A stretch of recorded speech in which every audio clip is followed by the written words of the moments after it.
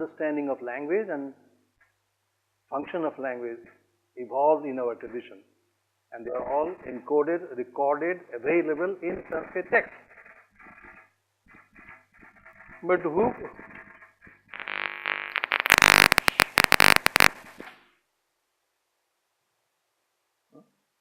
can open the door? Door is closed. That's all. This is what we have to do. We have to open it, reopen it, and make it available to all. And the humble attempt is only for that, to do that. We study language, so now we study form. Language has a form. Ram,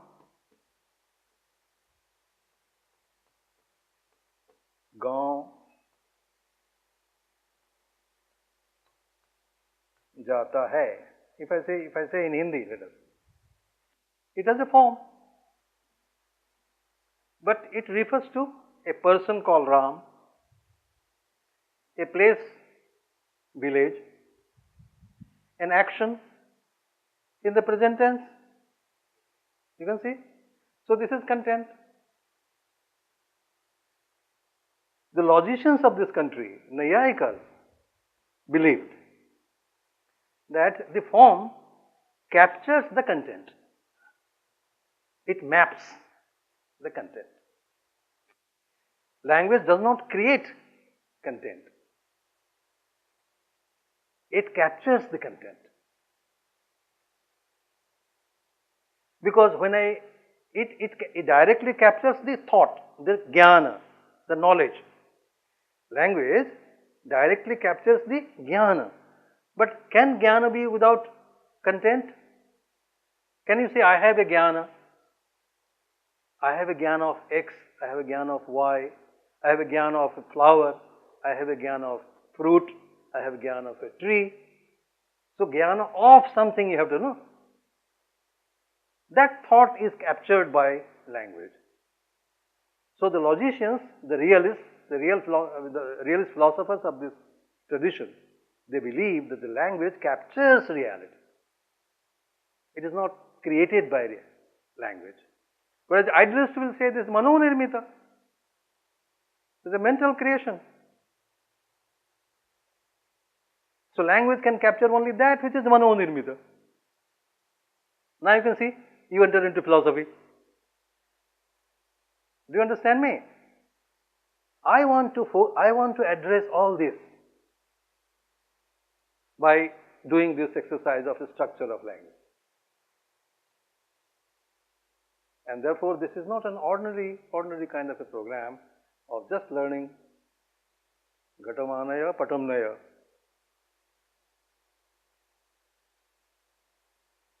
Dine Sanskritam, Dinadvayes Mahabharatam. This kind of that for utsaha, no, it's okay, quite good. Now they were not even moving, now they are moving, no? But that movement is not enough. We should be in a position to bring back the lost wheel to the proper track. So that we should have another Panini, another Gautama, another Manu, another, all that. That kind of a tradition we require to. That is goal. Wishful thinking, you may say, sir, you are go on wishing. Yeah, I will go on wishing.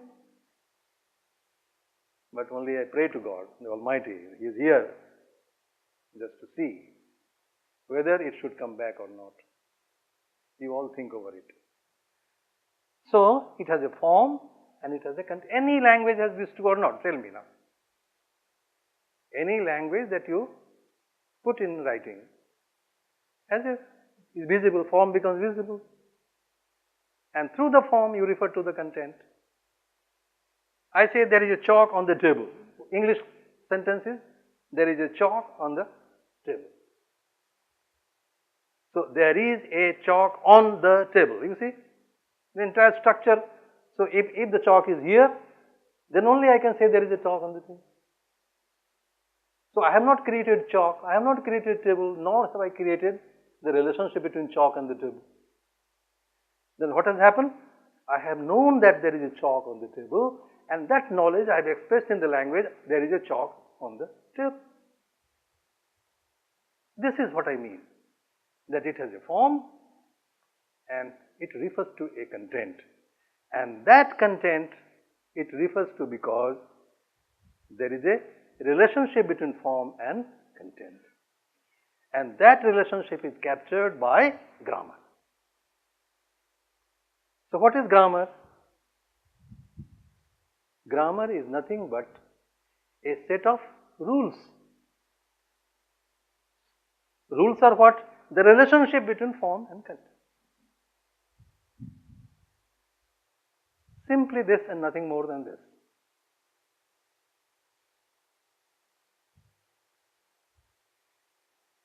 Am I confusing you? Clear? This is the idea that we should keep in mind. This is our goal. More we understand this, more we enjoy, and more we keep on relating to our own interest or field of interest. So this is thinking. So now in language learning is in two ways now. When we are born, we learnt language without any problem. Not coming to the Chinmay International Foundation. Okay, let us go and learn language, then we'll go and speak. Nothing happens like that. We learnt. Even that question has been raised in the tradition. You can see how rational has been our tradition. That how is it that the child raises his tongue at a particular height to articulate a particular sound?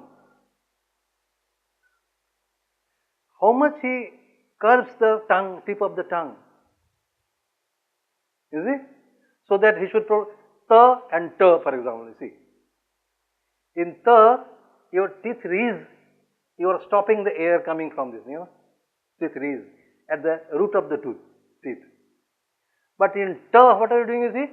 You are tilting that, you are bending the tip of the tongue and then releasing it. So stopping there at the murdhan. So ta, the difference, you see. Ta. Bhartrihari, the 7th century philosopher of language, he is asking this question.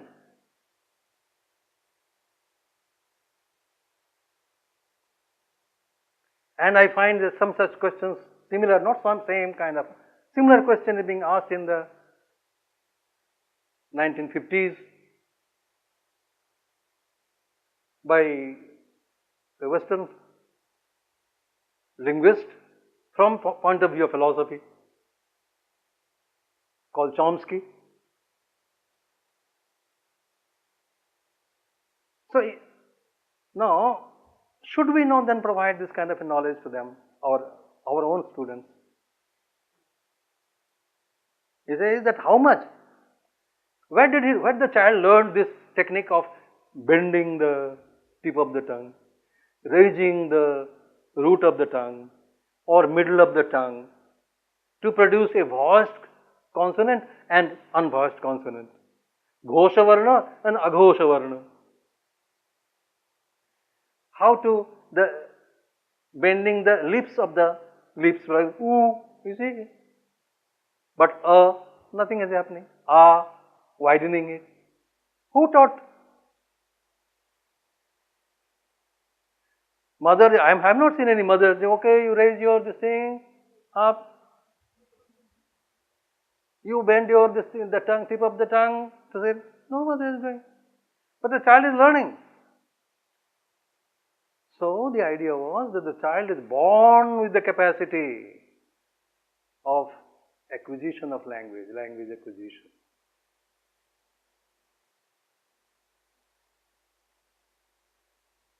We have to relate all this. And all this is available in Sanskrit.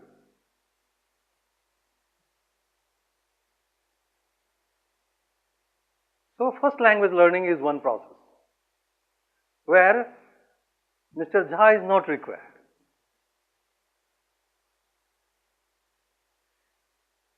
After that language has been acquired, when I start learning any other language other than that, that language is the first language which I have learned from my mother, from my surrounding, from my home, from my society.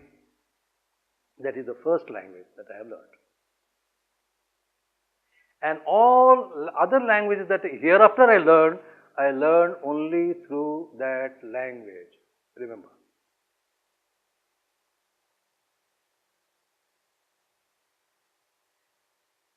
Because the first language has already helped me how to capture the structure of that language. I am born with that capacity. My brain is capable to generalize the rules and frame the rules of generalization. So if someone says that, okay, I goes, immediately you catch. A child catches. Oh, no, it should be I go.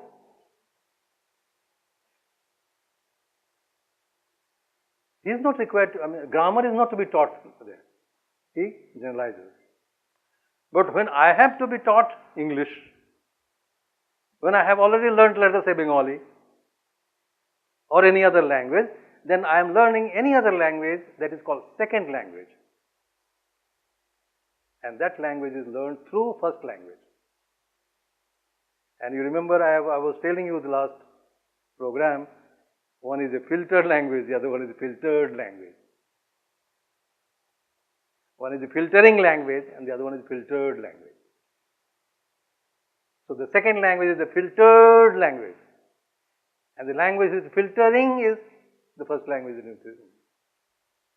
This keeps on happening without our being aware. Because without that we cannot learn any language. And that is the reason I had also I remember that you will see the DVDs, you will find all samskara will come, Uddha will come Uddha.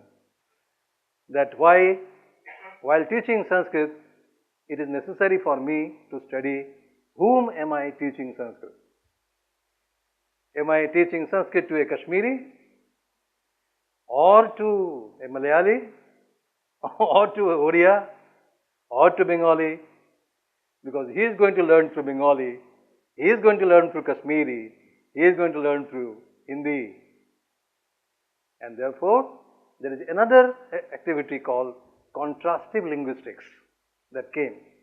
Because you see, we should be benefited by the results of exercises, researches which are being carried over all over the world and make use of that for doing this kind of a job. So there is a branch in linguistics called contrastive linguistics. And that area will help us in pronouncing correctly, avoiding the interference of the structure of mother tongue. You see? All these things will happen. And that is why we need to compare and contrast. Compare and contrast. So this is all area of contrastive linguistics. So these things, in a summary, we had discussed in the first level. You will read them properly. So first, second language. Sanskrit we are learning as a second language. So it's a second language learning. And therefore we are learning through a particular language which already we know, first language. And therefore there is every possibility that interference of the structure of your first language over the structure of Sanskrit. At both the level, at the level of form. So you will find the pronunciation there is a problem. I will not repeat all these things again, but I will just point out. I think many of you must have remembered all these things we had discussed in level 1. Dikshit ji, yaad aa raha hai? So this is what? That is why language study has to be done at 4 levels.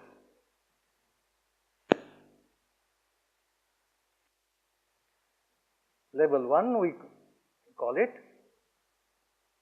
phonology.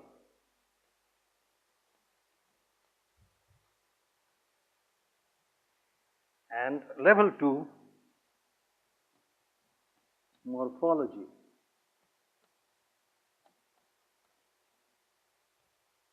Level 3, syntax.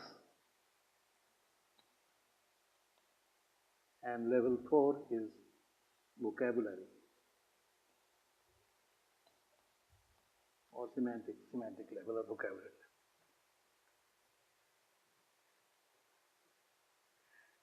Now we did an exercise at the first level.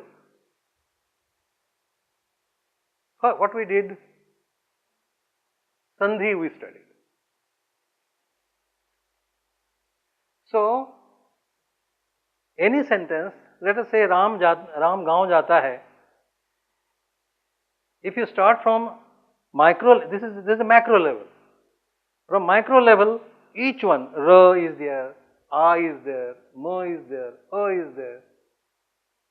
So from that level you have come to this level, no? They are all arranged. This arrangement follows some rules. Those rules are rules of structure of that language. So right from, see, all these levels reflect the structures.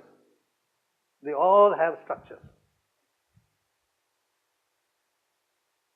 So in this level we concentrate therefore on Sandhi we have completed.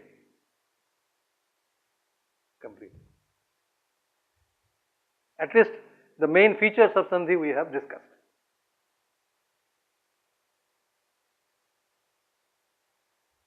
So the gate opened. Now we enter into the room. What we saw? Now what we see? Well, up to dissolve the Sandhi,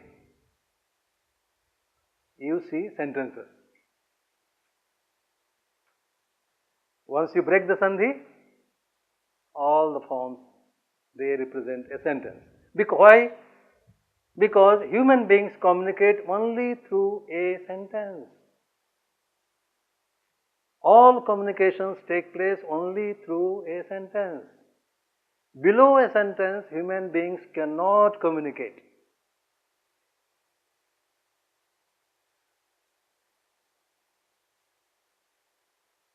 So now sentence. Sentence should have a structure. And this is where we are going to concentrate on level 2 now. So this level 2 now will be focusing sentences and telling you the structure of Sanskrit language at the sentence. So syntax we are going to address. Now here. So this level we are, so after dissolving Sandhi, we come to sentences. So the structure of sentence we will be discussing in these 2 weeks. But sentences are made of words, no? The words are called morphemes.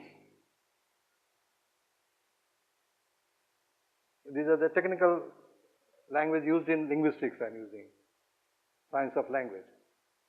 So, there is string. So, Rama is a morpheme. Meaningful word, meaningful unit of a sentence. Minimum meaningful unit of a sentence. So, you see gaon, jata hai or jata hai, complex. All these things we will be examining. What kind of structure is this? So,